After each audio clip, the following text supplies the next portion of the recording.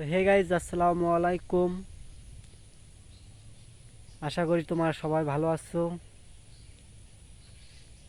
আমিও ভালো আছি, কিন্তু আমার মন ভালো নেই। কারণ ইদানিং থেকে আমার ভিডিওতে লাইক, কমেন্ট, শেয়ার আসতেছে না, সাবস্ক্রাইব করতেছে না সেই রকম। তাই আমি বলতেছি, আপনারা আমার ভিডিওগুলো বেশি বেশি করে শেয়ার করে দিন, অন্যদের কাছে পৌঁছে দিন, যেন আমার ভিডিওগুলো তারা দেখতে পারে আর আমাকে সাপোর্ট করতে পারে।